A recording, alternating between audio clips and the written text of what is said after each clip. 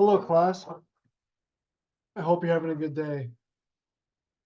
This is a micro lecture for the Recreation 72 Wilderness Survival course, creating your own Wilderness Survival Kit assignment. The learning objective is for you all to construct your own Wilderness Survival Kit. Lecture overview. A micro lecture will be presented going over how to build your kit. Learning resource, I have one mini written lecture located here, which we'll go over here in a minute. And this assignment will be due in class on Thursday, September 23rd, 2025. Everyone will bring in a wilderness survival kit into class as a homework assignment worth 25 points to share with the class what you've put together. This is going to be a wonderful assignment. I look forward to seeing what you all bring into class. Remember that it's always best to create your own wilderness survival kit from scratch as opposed to buying a pre-made kit online for several reasons. Number one, a lot of those online kits have inferior products. Number two, you may not be familiar with how to use them. And number three, they may not be the best resources for your wilderness survival experience. As we talked about in class, you need different materials for different weathers and climates and things. And there are a lot of snake oil businesses out there. Let's face it, I have a little mini cartoon here that shows a snake oil salesman in a dingy dark alley with a wad of money in his pocket and dollar signs in his eyes. He's saying, hey, you want to buy a survival kit? You know, you can buy a lot of these cheap kits on Amazon.com, for example, for less than $20, but the equipment's faulty. It's going to break when you need it most. You may not know how to use it all, and it may not be the best for you. So watch out for that. To receive the full 25 points, you're going to have to create your own kit from scratch. I'm going to show you how to do that right now.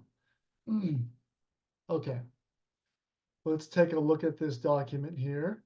Building your survival kit, the first paragraph here talks about the importance of creating your own kit from scratch with materials that you know how to use.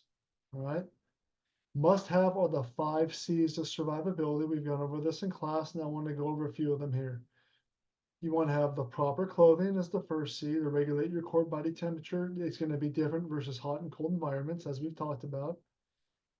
A container to hold and to transport water. You want to have multiple means for signaling devices. Remember that signaling mirrors do not work in cloudy weather or at nighttime when it's dark out. So you want to have one visual and one audible. You want to have a positive attitude. Without a strong mind, you will not be able to keep your cool and make the right decisions to survive. You want to have the second or the third C, which is the cutting edge, some sort of knife. You want to have a combustion device, something to start a fire with. And then the next C is cordage, some sort of string or rope. Okay.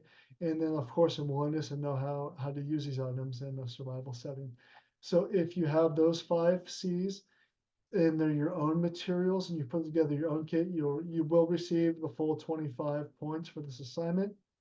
Now, a lot of students like to add on extra kit or extra items to their kit for activities in which they're going to do. So if you would like to add more to your kit, I have a list of things here because like a 5C survival kit is bare bones. So you may want to add a few more things to improve your chance of survival and providing more resources for yourself. So if you'd like to add to your kit beyond the 5Cs, here are some ideas to get the ball rolling for you. You can add heavy duty freezer bags, water purification tabs, a Mylar space blanket, colored surveyor's tape, a P-less whistle for audible for rescue. Remember, in cold weather, the P can freeze up and not work. Flashlight with batteries that work. A clear plastic tube string straw to reach and hard to access locations like cracks and crevices and things.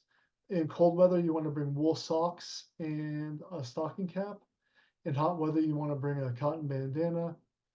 550-pound parachute cord is a great resource to use as well.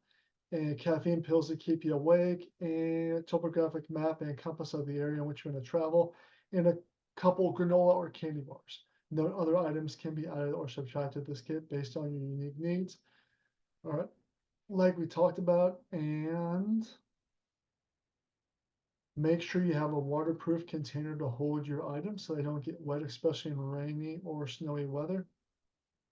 If you want to add to your 5 C's, your combustion device, You can bring a cigarette lighter, for example, and then to add a little extra to that, you can develop a complete fire making kit with something like lighters, matches, magnesium bars, magnifying glasses, or all different combustion devices, as well as tinder cotton balls soaked in petroleum jelly. Um, a char cloth works really, really well for sparks, like a flint and steel method, and ferrocerium rods, and very, very fine wood shavings as well can help for your tinder to help start the fire. You can pack those with you, keep them dry. All right. And then for your water, you can bring water purification tabs, chemicals, iodine, 2%, steel cup. Extra things you can bring are sunblock, a painter's tarp for a temporary shelter, and a Mylar space blanket to keep you warm at night. And other things for like your cutting edge, you can bring a full tang, high carbon steel knife, and you can also use a second folding knife, the full tang knife for processing wood, and then the folding knife to carve wood and to make the fine details, as well as you can bring 2 cutting edges if you'd like. Rope and wire, I recommend the 550-pound parachute cord because it's strong, durable, and it can get the job done. And also don't forget to practice your knot tying skills for your emergency knots. Plastic garbage bags can be used as a poncho to keep you dry, or as a temporary shelter, or to keep your items warm. Duct tapes and safety pins, there's a million uses for those things to fasten things and create other resources for yourself. Good navigation tools are a GPS device on your phone, a compass, baseplate compass, and map. That way you can lay the flat compass on your map and get that calibrated. Signaling tools, remember a mirror and a whistle. Spare flashlight can help at nighttime as well. Those are 3 good ones. And that's about it for all you need for your kit. And remember, a quick review of the must-haves for your kits are clothing, a way to regulate body temperature, adequate means to transport water, a signaling device, cutting edge, combustion device to create fire, and cordage. And then the know-how and the willingness to be able to use those items and the positive attitude. So don't forget those things. Grading criteria for this assignment, it's going to be worth 25 points, and I have an image of what a 25 appointment looks like right here. It is a customized full kit in a container. You can see the big Ziploc bag, something simple. It's a container. It contains, you can see here, parachute cord, matches, a combustion device, and a signaling mirror, among other items in there. So that's your full 25. This is what your full 25 points looks like here. 20 points is a full kit of loose items with no bag or backpack or container to hold it in. That would be here. You can see there's a good Mora knife, a signaling device, a signaling device flashlight here. So you have your items, which is great. You have your 5 C's, but there's no container to hold in. So you lose 5 points for that. A 15-point kit is one of those kits that you would buy online. Remember, I said they're second best. And you don't know if these items are going to work in nature or be cheap and break. You may not know how to use all of these items, and it wasn't made from scratch. You didn't put it together yourself. So you would only get 15 points out of 25 for something like this. And then a 10-point container would be a partial kit, maybe 2 of the 5 C's with a container, and a 5-point assignment maybe 1 or 2 of the 5 C's with no container whatsoever, and you would just get 5 points out of 25. So make sure you have your full kit and a full container to receive full credit. All right. Ideas for your container: you can use a waterproof Ziploc pouch like displayed illustrated above. You can use something like a fanny pack, a small hard shell case, or some sort of travel toiletry kit. All right, those all work well.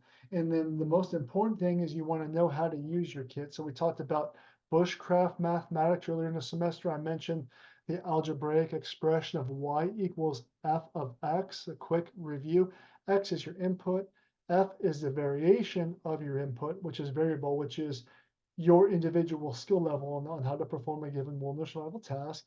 And then y is your output. So all inputs x will affect the output y.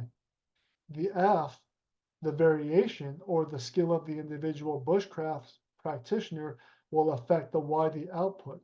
So inconsistencies in repeatability and reproducibility can occur if you don't practice things like how to use your knife, your cutting edge, how to use your combustion devices, how to start a fire in rainy or wet and cold weather, how to use your signaling mirror. All those things can have a negative effect on you if you don't practice them.